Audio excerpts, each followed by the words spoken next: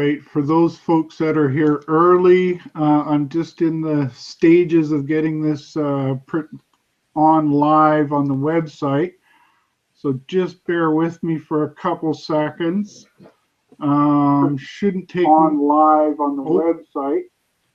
It shouldn't take more than about a minute or so for me to get everything live, and then I can start with our guest today. Our guest is Tim Oliver. I'm really excited about having Tim on the show. Tim's he's an engineer, and he's worked with some really top people in the business. And I think that he's got a lot that he can help the audience with, and I've been meaning to get Tim on a show for quite some time now, and I'm super happy we've been able to get it done today. And if you just bear with me for another 30 seconds or so in the pre-show taping here, I'll have it all ready to go. I'm pretty sure it is the last task I need, which is to get it live on my website, is now done. Perfect. So we are live. And on that note, I'm going to get started. Hello, everybody. I'm Allan Rubicon. I'm the founder of the Allan Reports and the host for this show. I've got a special guest today, Tim Oliver. Tim's a engineer, and he and I have met in a website called ceo.ca, where we're often on there chatting and have been for the last year. I know for a fact that Tim is very sharp, and we've butted heads a few times, but I've learned my lesson, so I had to have him on the show. Thanks for coming on, Tim. Thank you, Allan. We actually met in person. Yes, we have. That's true. At one of those investor forums. Yes, it was at the one coming up, the Metals Investor Forum. Yeah, a year ago. Right. It's coming up again in about a week and a half or so. I'll see you there. You planning on being there, Tim? You bet. Perfect. Well, there's another place where my viewers can catch up on you with you. So just to put things into perspective, as I said, Tim's an engineer, and Tim has worked with Brent Cook in the past. He's been on public speaking engagements on BNN on several occasions, and also at the PDAC conference. And since that PDAC conference, I've been meaning to have Tim on, and we've sort of had a battle with our schedules, but here we are today. And Tim, let's talk about some of the stuff I just brushed over. Why don't we start with your PDAC talk? I really think there's a lot in it for my audience. Okay. It started out with the first article that I wrote for Brent Cook, which was the top 10 signs of a bogus NI 43-101 report. And that was a two-part series that went through the things that I look at when I review either a PEA or PFS, pre-feasibility study, or feasibility study to assess its quality and its accuracy. So you're talking about NI 43-101 reports, yes, post the resource calculation. That's right. Well, they usually have an update in them, so that's part of it. But it's after the maiden resource report or any updated resource report. These are engineering reports supported by the geology and maybe an updated resource report. So that was the first thing I wrote for Brent, and I did a presentation at Sprott out in Carlsbad, California, and one of the attendees asked what percentage of these studies are bogus. And I don't recall what my answer was, but it was something like, well, I think maybe half could be. And I lost the room, Allan. They just said, bull, that they can't be that bad. you're a fake, get out of here. I mean, I could just feel it. You know what I mean? Well, Well, I'm actually, going to come up with a real answer for this. Tim, I could actually put it into a little bit of personal context for you. I know the guy who asked you that question. We kind of came up in the business together. We both formerly worked for a large geological service company in Vancouver, and I know how he is. So Yeah. Well, it was a good question because he caught me flat-footed. I didn't have an answer. So last year, about this time, I had just wound up a big project, and I was kind of betwixt. I was looking for something to write for Exploration Insights. I started going through NI 43 101 studies, and I wanted to review enough of them so that I could get what I felt was a good sample population. I mean, I didn't do any statistics on it, but just intuitively, what I thought was a big enough population that the results of the study would be acceptable. So I reviewed all of the PPA. Reasonably representative, I would say. Yeah, I mean, it's an intuitive thing to me. There's no way to really nail it statistically. So I took all of the PEAs, PFS, and FS feasibility studies from May 1st to the end of August.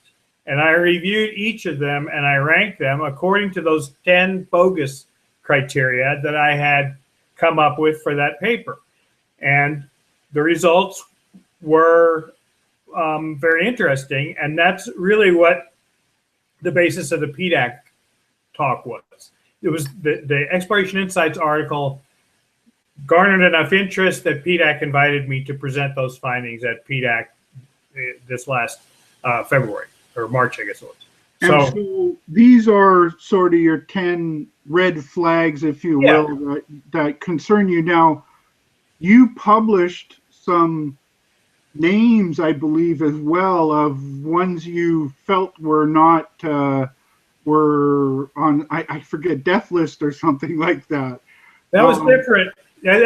When I published this article, like I said, it generated a lot of buzz, and I got a call from a guy, and I talked to him at length.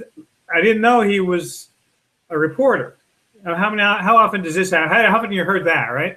But anyway, he's from the Global Mining Journal, or it's a pretty good journal, and I was talking about a death list, which is something that we joked about a little bit on the chat and that I and some of my associates talk about. And this is a list of projects that are dead men walking, basically. And one of those at one time was Rubicon. Yeah. And another one, the first few that came up were MBAC, which was a phosphate play in Brazil, Midway Pan, and Nevada Copper. So Midway Pan, as we all know, is deceased. MBAC in Brazil is deceased. Nevada Copper, in my opinion, and I'm sure if you ask them, they wouldn't believe it, but I think it's in intensive care anyway.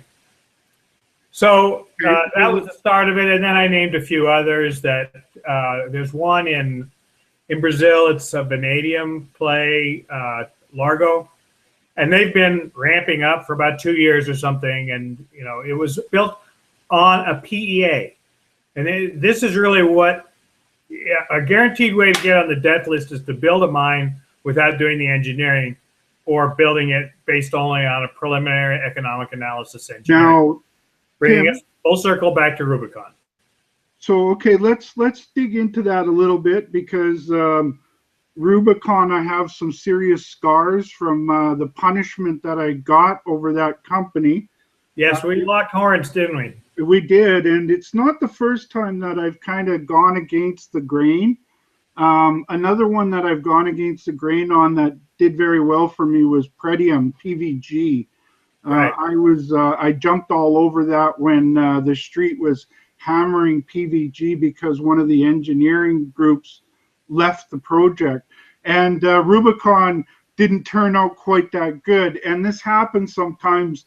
What what I saw in that project, and I follow a couple of the other names, so I have a question here. With the Rubicon situation, I looked at the vast amount of drill holes.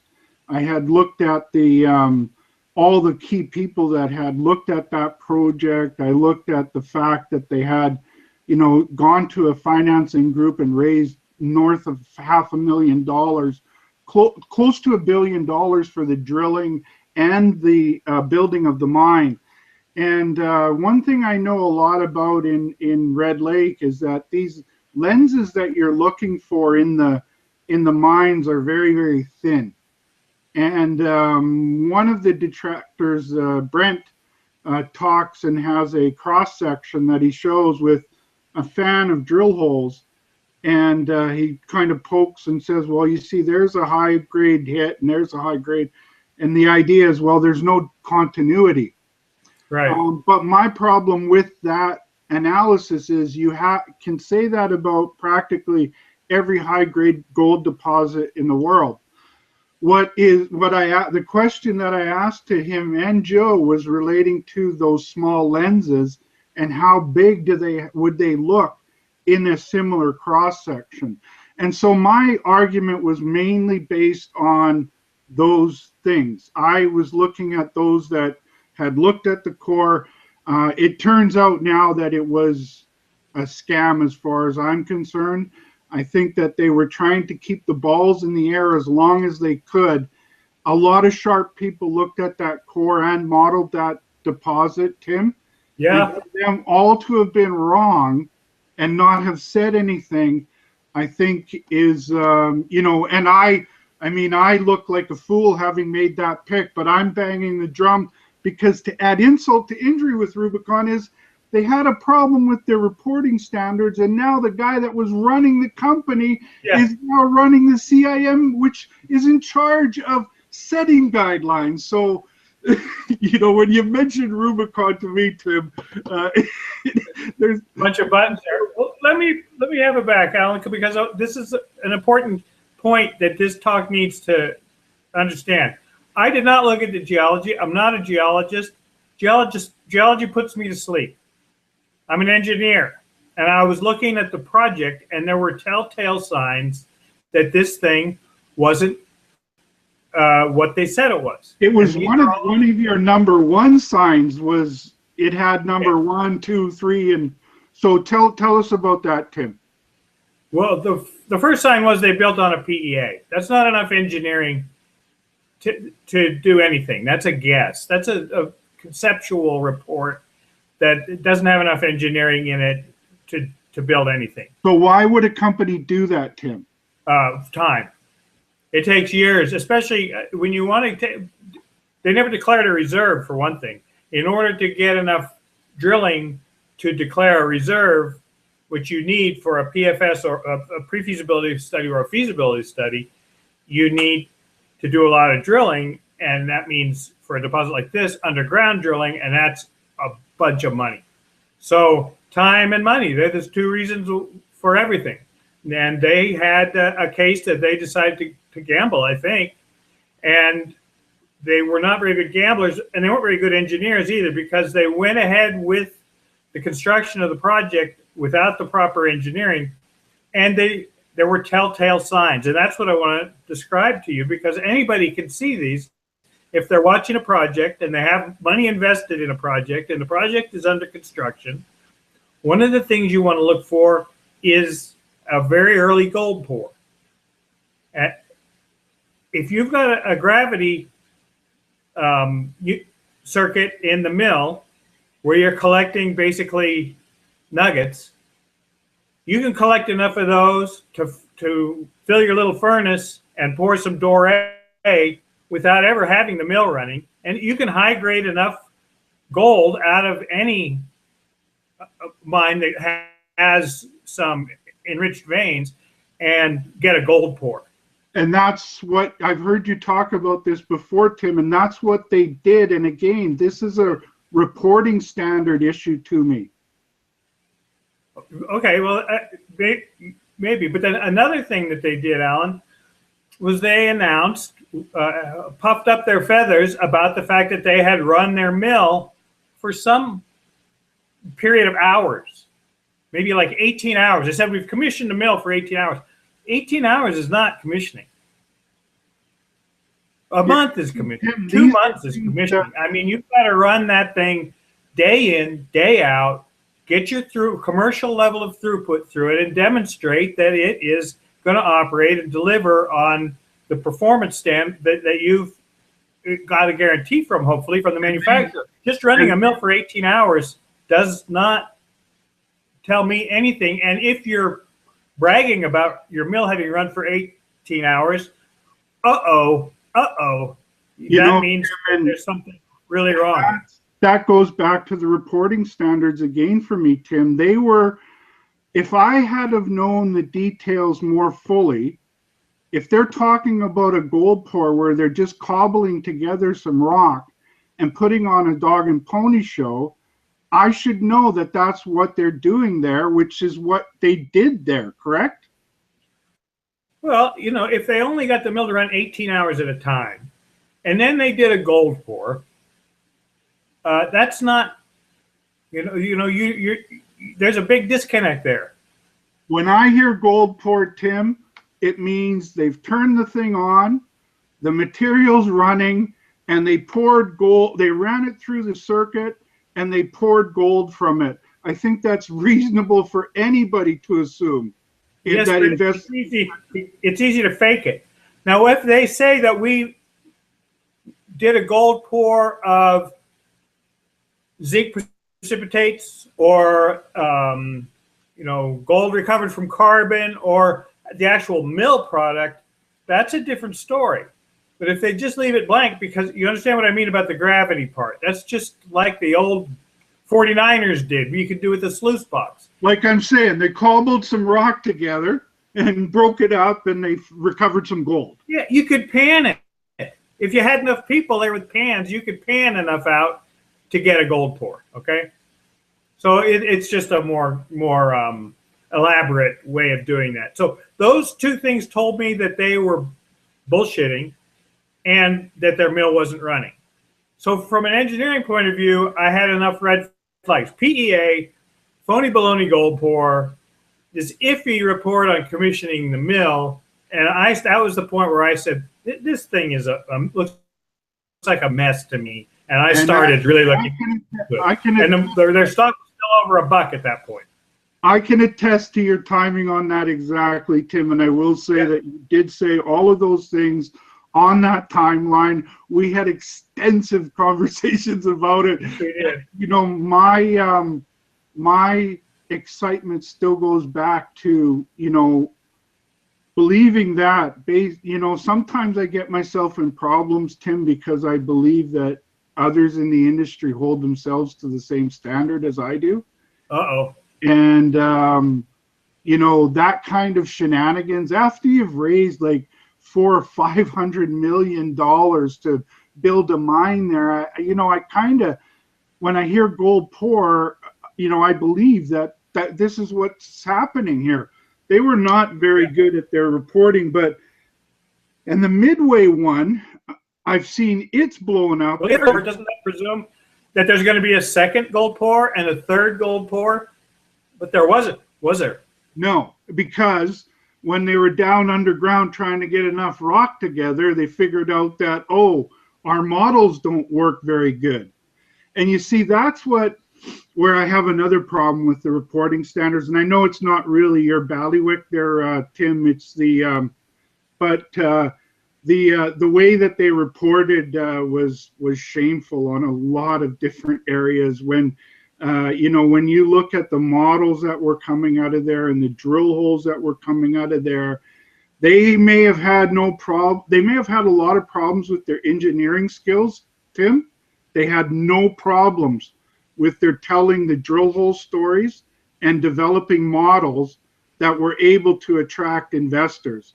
And that ultimately is what I had. That's ultimately what I had to weigh myself against, right? Was these issues you were bringing up. And then I'm looking at these other issues and trying to weigh the difference. Sometimes you get it wrong. Sometimes I get it right.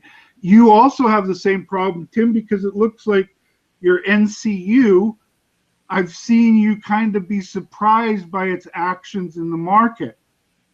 That's one I have followed also for a long time, Nevada Copper. And it's kind of went the more positive way in the market. Tim, what do you think that you see that the market doesn't on that Nevada Copper? Well, Nevada Copper has come, this is an area I don't know much about, so I'm going to give an opinion that is not well-founded. I watched Nevada Copper from the standpoint of the engineering and the progress on their shaft and things that they were saying about timelines to construction and this, that if you put together the length of time it takes to do things, to buy equipment, lead times on equipment, construction and costs to get where they said they were going to go, it didn't add up. So I know what it takes to execute a project, and it didn't add up, and that was the main thing that I was calling out on them at the time. But they have some shareholders with deep pockets that are in very deep, and they're holding on, hoping to sell the thing. So I think the amount of retail shareholders makes a difference. Some people that are institutions are going to stay with it because they kind of have to, too big to fail in a way. So I think that's what's happening with Nevada Copper. Now, weeks ago, somebody came out 17 copper projects in the world, and it wasn't one of them. And they, Rosemont sold, and the one in Argentina sold, and just about every big copper project that was for sale sold, and guess who's still for sale? So my opinion stands that project is it's kind of comatose right now, actually. So your call on that one, is that more based on your analysis of the PEA or more based on their execution? It sounds to me like it's more of an execution issue with you on it. It's both, actually. Hey, they've got feasibility studies. They have a number of feasibility studies. They've got a feasibility study for an open pit case. They've got a feasibility study for an underground case, and they've got a feasibility study for both cases together. So they don't lack for studies. I have looked at those studies for a long time, and they told me certain things that sent off a few red flags to me. But it was the execution that really told me that they were in trouble. Now, the article that I talked about that identified Nevada Copper, MBAC, and Midway Pan, that article was actually about, the title of it was When Projects Go Bad. And what it was signals to shareholders that are watching a project that they're invested in, and if certain things happen, they need to really ask hard questions or get out. One of those things is a big schedule bust. Okay? So there's sort of two sides to your work, if you will. One is the analysis of the PEA and how that looks, but you also do work on the how are they executing side of things as well, which I think there's an important distinction there, Tim. Yeah. Yes. Okay. Don't you? To me, it's a continuum. I mean, you start with the geology, and then you get to the scoping study or the PEA. You do the PFS. You do the feasibility study. That should tell you what it is you're going to do. That is your first roadmap to your project. Then you keep refining the engineering, and it goes into basic engineering, detailed engineering, and you're always refining it until you get construction-ready drawings and you build it. So at that point, you're into the execution phase.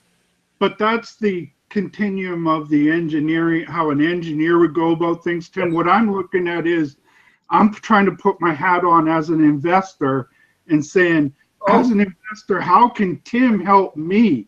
And I think there's two areas you can help people. I just happen to have a picture for you. Probably everybody has seen this, and I'm not sure if it'll show up. If you put your, Can you say see? something. If you talk now, Tim, it'll keep showing up. Okay, you see the two humps, right? As you go from left to right, the first hump is the discovery hump. That's the geology.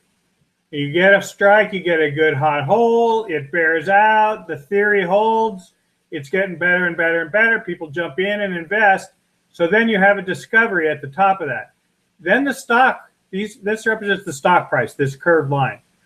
Then the stock kind of goes into a bit of a limbo while the studies go on and the engineering goes on. And then you get your second bite at the apple. On that second hump, that's when you have a project. So you have a discovery, then you have a project, and those are the two investment opportunities. The discovery hump that's Brent Cook's territory. That's the geology. The execution hump is my territory, and that's why we work well together, because we cover the range of disciplines necessary to bring off a mining project. So yeah, and I mean, Tim, I follow the whole spectrum over my career. And you can drop that now as I'm on that curve that you were talking about. And there is two great opportunities. One is between the exploration and the development. Some call it the development discount. But there is some great opportunities there. And Tim's expertise, and that's something I also wanted to talk to you about, Tim. I would love if you had a service where I could pay $50, whatever, $20, whatever the number might be, for you to look at a company, let's say as a PVG, or because I follow the drill holes really closely, and I'm kind of got that part looked after in my reports. I'm really comfortable there, right? But what doesn't get covered enough is that next hump, the potential of the next hump. And I would love to be able to get some more thorough research from someone like you, Tim. Do you do any like one-off company reports? Sure. I mean, that's part of due diligence. If somebody's wanting to invest in a development stage company that's got, say they're out looking for money to build a mine, they've got their feasibility study done, and they call it a bankable feasibility study, right? That means you take it to a bank and say, give me money. And the bank says, well, let's look into this and see if you deserve any money, if it's a good investment. Tim, come here. We need you to advise us whether or not this thing holds together from an engineering point of view. So yes, indeed, I do that. In fact, that's a large part of what I do. Now, but I tend to do it a lot for high net worth investors. Banks have their own people. They like big engineering companies to do it. But I have relationships with high net worth individuals who ask me on a very discrete basis to take a deep dive into the data, the public data, and tell them what I think. And $20 to $50, I'm afraid, Allan, is not going to work. I understand. I understand from a client perspective. What I think though, Tim, is that there's probably 50 to 100 of us that would pay that fee. Yeah, except once somebody has it, it's public. I mean, it's you get it for free. Sometimes I can't help myself, and I just blurt it out in the chat and say, have you even thought about this? I mean, come on. There was one hummingbird in Africa. It had an unbelievably low capex.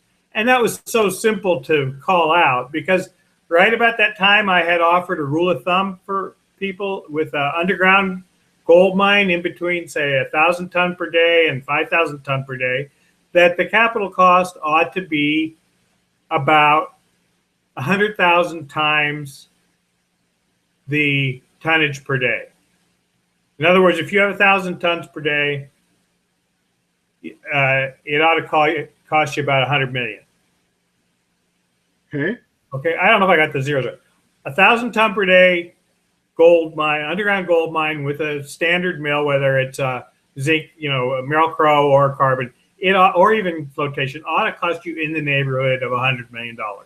If you've got a 1,000-ton per day mine and it's costing a lot less than that, that's possible. It may be very shallow. The mining development may have already been done by sunk costs. A lot of times people will drive a deep adit into a mine in order to do the drilling and spend 20 or 30 million dollars, which is like Dalradian's going to do that. They're saying they're going to spend $50 million on their feasibility study. Well, I suspect they're going to save $50 million on the mine development because it'll be a sunk cost by that time.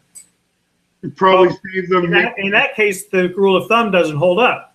But yeah, so you have to, a rule of thumb is just that. It's something that if it doesn't fit it, find out why. It's not an absolute rule, but it's something to get your attention and say, wait a minute, let's have a deeper look here. Got it. And so, Tim, people can get that report on your website, right? At timoliver.us, the PDAC one you did, yes.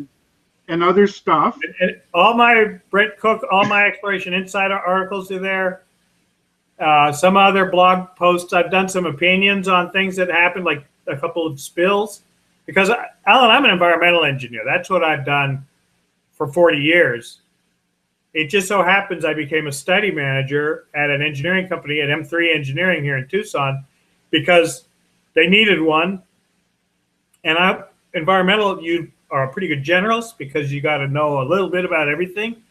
And I was a registered engineer, so I met the QP requirements, and I liked it. I kind of, I really liked it. I switched gears and pivoted into study management and now study review, study management. I still have done study management for clients, and I do that, for big projects. That's what I'll do, and that can take a year or many months to help with the management of their particular study or studies. So a good place to go to check out your stuff is on timoliver.us. That's correct. I also know that they can go to ceo.ca, our pal Tommy Humphrey's website, where they can interact with you. Tim Oliver is your handle there. I'm just Allan. I'm so famous, Tim, I just can go by one name. Well, when you're a consultant, you want everybody to know who you are. You don't want to hide behind a nickname because you want the phone to ring. I got you, Tim. Now, my audience is investors that are a wide spectrum of investors, right? To maybe some of those that might even hire you as a consultant, Tim. But nonetheless, my audience likes to hear names and stocks and stuff. Are there any that you can talk about that aren't going to cause you any problems with your clients or your business? Maybe one or two that you like, and maybe one or two that where we should look closer at the data and do more homework. Well, I don't mind talking my book. I like Kamenak. I'm long Kamenak. It's a safe investment to me. I think it's only a matter of time before one of the bigger companies picks them up. Everything, they've done their studies properly. Their engineering is good. They've done their metallurgical testing that they need to do. They haven't cut any corners. They recognize where their limits are, that the infrastructure is a challenge for them, but they've got good enough grade that they can overcome that with their economics. So I like that. I like Kamenak. I had one that I liked a lot, and I'm not a very good investor, Allan. So, I don't like to give investment advice. Kamenak's pretty safe. Everybody likes it. That's why it just kind of sits there. It's all baked in already. One I really liked was Highland Copper, and it just couldn't go the distance. I mean, when the copper downturn, and it was a little bit different than what people were used to looking at. It was a sedimentary. It's up in White Pine, Michigan. And that's actually a property that I worked on back in 1994. I did some air quality permitting for a smelter up there. So, I guess I might have had some personal involvement that colored my judgment. But it's a high grade, a lot of infrastructure, and I thought it was a really good project, and it had some legs. They had a big investor out of Europe who pulled out and kind of left them with nothing left to do. But I think Highland Copper will be back. When copper comes back, that's definitely one that'll go. Upper Peninsula, Michigan. For investors, it's often important that you don't lose money as much as trying to find the winners. And yeah, do you have any potential Rubicons out there? I hate to use that as an example, but you know, Tim. Oh, by the way, before we wrap things up, I have a. Not only am I eating my crow with you, I have to eat crow with one of the guys from CEO.ca, who was also arguing with me around the time of Rubicon, and we had a little wager. His name is Dirk. Dirk and I had a little wager. And I'll run it over for you, Tim. The deal was that if his pick was Richmond Mines, RIC, and mine was Rubicon. And the loser of the bet had to, in my case, come on one of my shows and tell everybody how wise Dirk is, and that I made a drastic mistake to ever have a contest of stock picking with him, and tell everybody just how wise he is that he picked the right company in RIC and I didn't with Rubicon.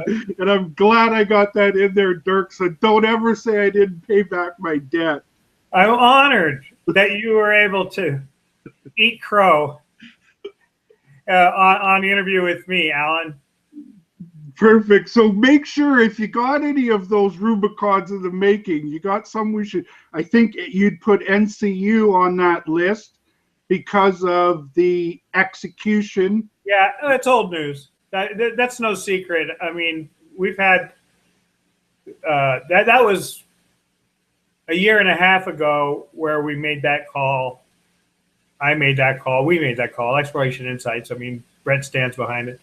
And we actually ran a follow-up. We got some feedback from the company, and there are two from the fall of 2014, two articles in Exploration Insights that deal with those issues on Nevada copper. And as for right now, no, I'm not. I have some that I'm looking sideways at, but they haven't crossed the Rubicon yet into... I just about threw something at the screen when he said the Rubicon. So why don't you refer? Okay, so top 5. What are the top 5 things that my audience should be looking for in an engineering report? Out of your 10, let's make it a little bit quick before we wrap things up, Tim. What are the 5 things they should be looking at when they're looking at an advanced stage company that's sort of in between that exploration success and mining success? Well, these are things that are a little bit difficult to give in a soundbite. I mean, one of them is engineering documentation, equipment lists, site plans, process flow diagrams. I want to see how they got the numbers. So I like to, the first chapter I turn to is the basis of capital engineering, basis of capital estimate. And if it's 4 pages and a table of costs for the major equipment, that's a red flag. It needs to be a real, by area, by discipline, where is this stuff coming from? Where did you get your quantities for civil? How did you calculate how much earth you're going to move? How about your steel? Where did you get a quote for your steel cost for all those tons of steel? All this should be in the basis of a capital cost estimate.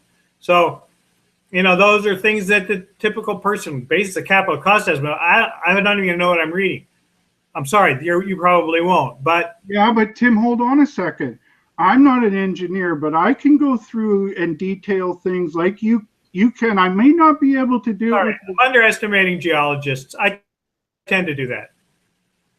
You know, or investors. I think investors can go and itemize things just like you're detailing there. Okay. If it doesn't add up, that's something that's what you're saying, right, Tim? Yeah. You're itemizing the big things and especially the big numbers.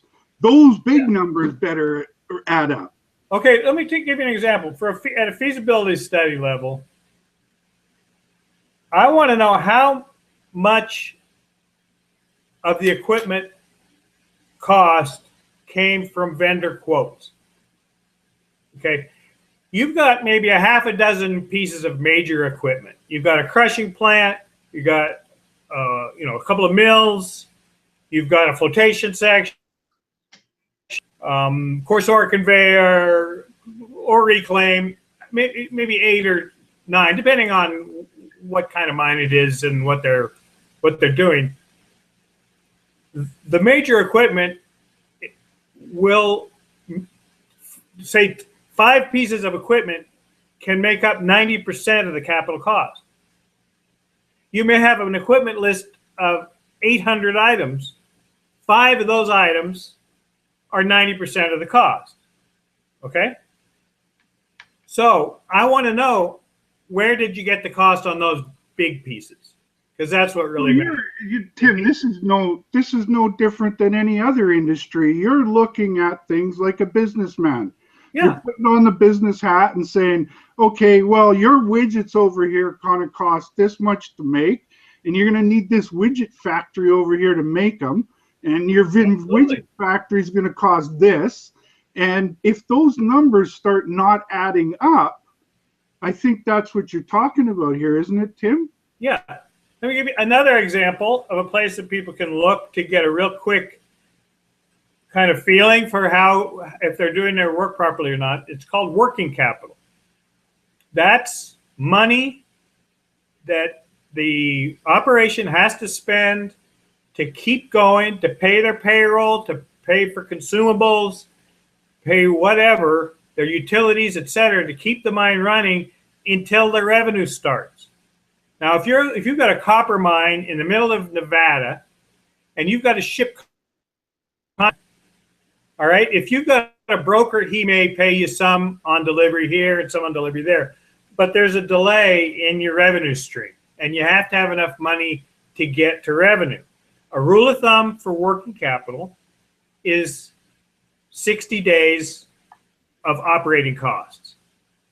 So if your operating cost is $50 a ton of ore to the mill, and you're 1,000 tons a day, so that's 50,000 tons a day times 30, that's what, 1.5 million. Do the math. I can't do it in my head. I'm too old. But 60 days of operating costs. Working capital. Now, working capital is in the economic model. It's not in the capital cost. So you need that. There's a discounted cash flow model spreadsheet in almost every study. I've found lately more often that isn't in some of them. They just have a summary table. I hate that. Is that a red flag in itself? Oh yeah, because then you can't do your own DCF calculation to do what ifs and sensitivities yourself to see, well, I don't agree that they've got the dilution right, so I'm going to drop their grade by a 0.5 percentage point.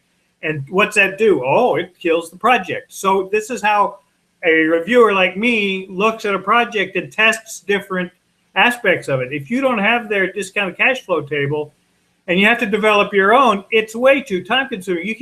It's not easy to do because you have to know amortization, depreciation, all the complex taxes and everything goes into that. But that's to get down to a fine detail. But I think that what you said, such as the capitalization, for example, Tim. Yeah.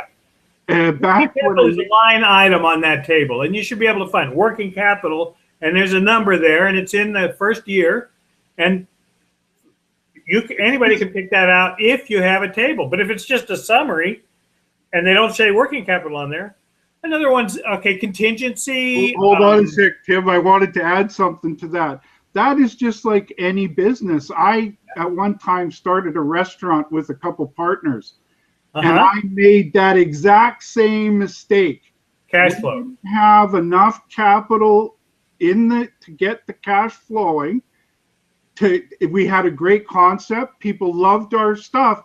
But the restaurant failed because we didn't have the capital on hand. So it doesn't matter what business, whether it's a mine or we were making waffles, or coffee, whatever it is, you got to look at these things like a business person, I would think. Absolutely. That's what the discounted cash flow model is. That's the business part of it. Usually on the team that does the study, the discounted cash flow model is done by the chief financial officer for the client company, or when I work for M3 Engineering and the other good-sized engineering houses have an accountant on staff. Maybe he came up as a metallurgical accountant that understands the business, and he builds a discounted cash flow model. He understands amortization, depreciation, all of those things that go into the bottom line, and he builds that model. And that's model. Often I'll get a third party to audit the model to make sure that if I'm managing a study and the CFO has brought me the company's model, I go out and find a person to audit that model so that I can own it as the QP, not just take the owner's word for it. So that's a whole different issue. But I do want to bring up one thing, and it's probably going to be my next report, my next paper, and that is overgeneralized studies. And this seems to be a trend. I've seen a few lately, and I'll name a name, Continental Gold. I don't like their feasibility study because they don't have the detail that I want to see. And I talked to them about it, and they just weren't forthcoming. A feasibility study is a report, 300 to 500 pages, but there are bankers' boxes full of backup documentation, and so they can't put it all in there. But they could, for an investor, make a data room, or I know that 300 to 500 page document can be artfully done enough to provide the information for somebody like me to get the information that they need. So hiding behind the fact that it's a summary is a cop-out to me. They just don't want to put the information in there. Well, and that's, those are the kind of things I look for when I'm looking at drill reports too, Tim. If I see a lot of highlighting of the great results, and then and then you got to look way down for more details. That's kind of one of the things. And Tim, it would be very difficult for us in a short interview to sort of condense your thinking down into maybe a few things, but a couple of things that have struck me as you've been talking that I think are tools that my audience can use is the details, looking at the details and making sure that those add up. That's certainly one good one. And looking at these reports like you're a business person and trying to, if, for example, you're a restaurateur, trying to put these numbers into a context that you understand. I think that those are a few things that I've garnered here in our chat that an investor could use, Tim. Good. It's not rocket science. One of the things about engineering is it's incredibly dense and very boring to most people. So I think a lot of people get turned on by the geology, and they see something they like in the deposit, and it turns them on, and they don't pay that much attention after that. They figure a QP did this report, an engineering company, they did that damn engineering, whatever that is, and I'll just, I'm not going to bother with that because I don't understand it, and a QP did it, and that's the biggest message I have is don't make that mistake. Yes, it's detailed. Yes, it's dense. Yes, it's boring, but it's the difference between a successful project and a failed project. Well, and Tim, even whether I'm looking at an advanced project or I'm looking at an exploration project, I take this business very, very seriously.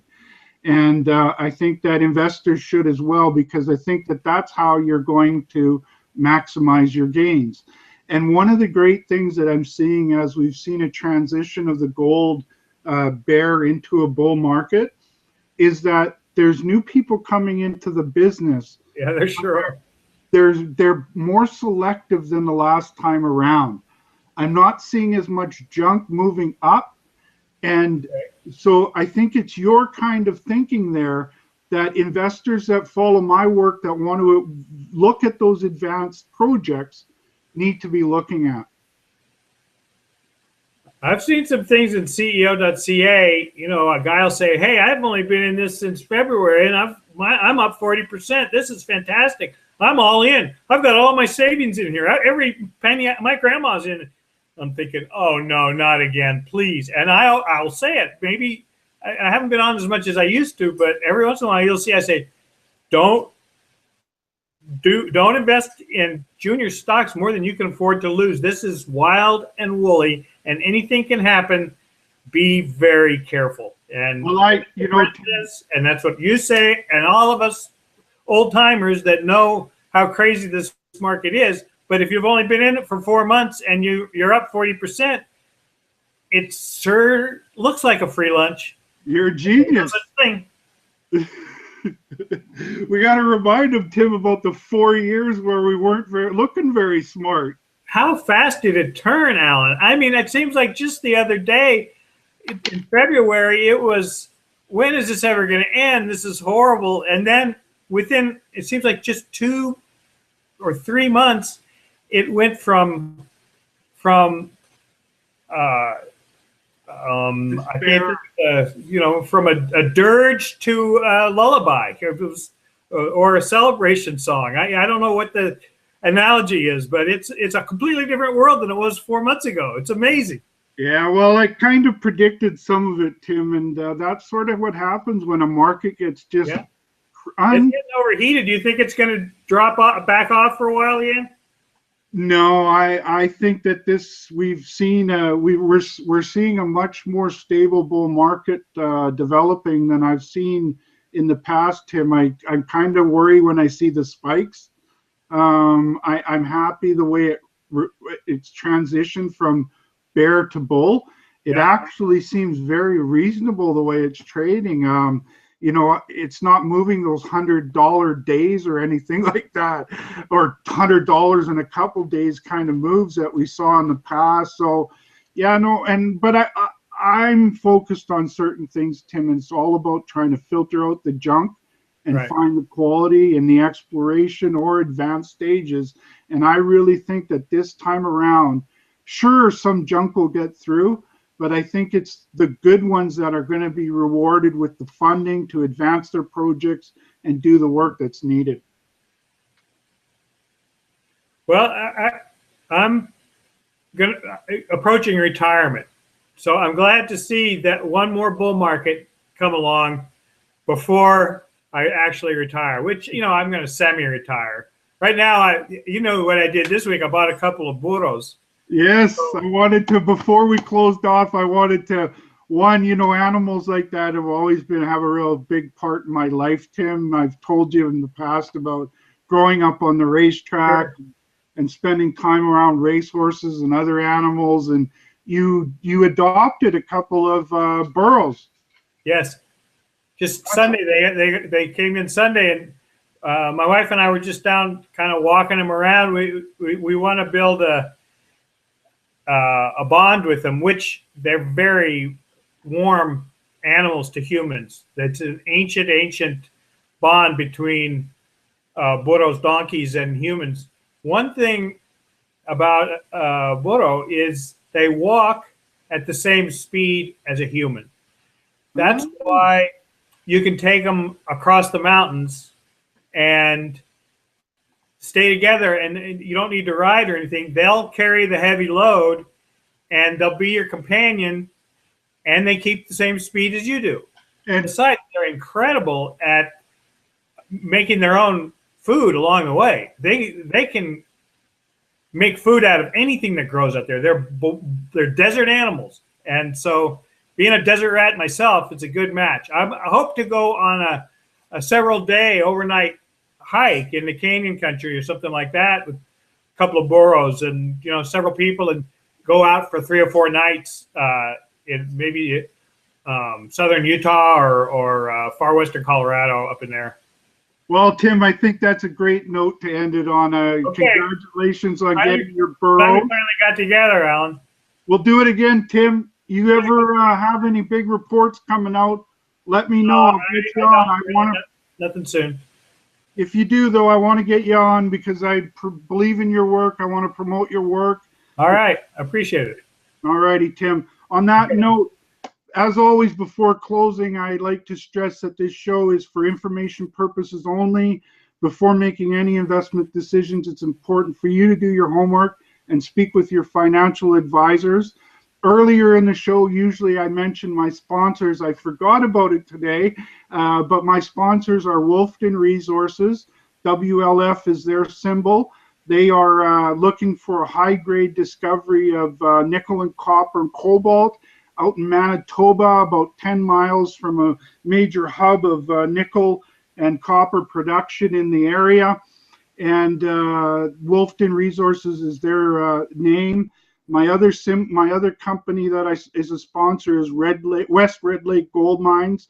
RLG is their stock symbol. They were just put out news today that they are getting ready to crank up the drills in June on their project in Red Lake that's in partnership with Gold Corp, 60-40 in favor of RLG, West Red Lake Gold. And my other sponsor is Premier Gold Mines, PG is their symbol, and Premier Gold Mines is has a wide range of projects from exploration through to production in Ontario and in Nevada. Check out my sponsors. Thank them. They are the ones who make this show possible.